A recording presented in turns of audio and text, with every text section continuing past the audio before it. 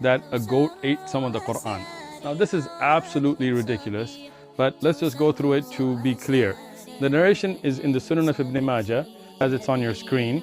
And this narration, what I want you to notice, is reported from Muhammad ibn Ishaq, from Abdullah ibn Abi Bakr, from Amra, from Aisha radiallahu anha. Now, the part in there about the goat eating the Quran is a weak narration. Now, don't just Google stuff like the Islamophobes. If you look in the Sahih of Imam Muslim, the most authentic book that we have other than Imam al-Bukhari's Sahih, you will find the same narration as that is on your screen right now, except that it's reported through Imam Malik, the great scholar of Hadith, who is stronger in Hadith than Ibn Ishaq. And then you see the rest of the narration is the same, from Abdullah ibn Abi Bakr, from Amra, from Aisha radiallahu anha, but there's no mention about the goat eating the Quran.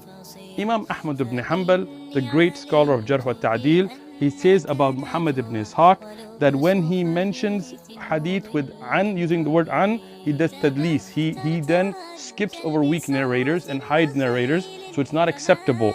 And when he opposes Malik, then that narration is weak.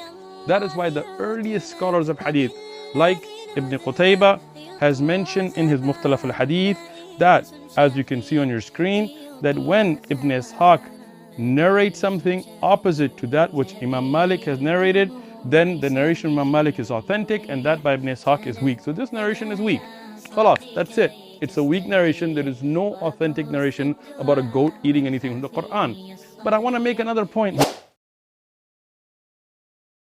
The preservation of the Quran was as a result of them burning other books. That is not true. That's an incorrect statement. Let me explain what happened. In the time of the Prophet, peace be upon him, the Quran was written on hide of animals, on rocks and on bones and things like that. Okay?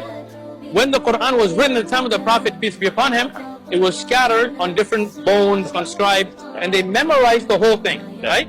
So Abu Bakr, the first Khalifa, he collected all those writings under the leadership of Zayd ibn Thabit radiallahu anhu, and they put together one Quran. 114 chapters, just the way we have it today, okay? But there was only one copy. We had memorized it, so we didn't need it everywhere. But when people started having disagreements, meaning that somebody might make a mistake somewhere far away, like in Basra and Egypt, right? Or different nations. Yeah. Huh? Different nations. Yeah, so under the Muslim nation, because Muslim nations spread, right? All the way to the shores of Europe, to Northern Africa, to Asia, right? So now Uthman, the third Khalifa, now all the first generation, they're all companions of the Prophet. He said, bring all the written manuscripts, anybody that has a written thing, and bring the actual one that Abu Bakr put together, and put them all, make sure they're all in line, and by the consensus, ijma of all of the Sahaba, they agreed, one Quran. And he said, okay, make copies of this and send this out. But if anybody has like a half Quran, then burn that, because it's half. Later on, somebody might get that and say, oh, this is missing. Right. When you have one golden standard sent out to the whole nation, then those earlier manuscripts that are not complete, that may have personal notes, cannot be going around.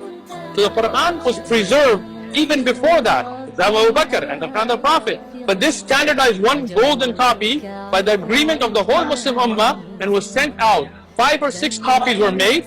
Till today, there are some manuscripts that certain scholars believe are from that.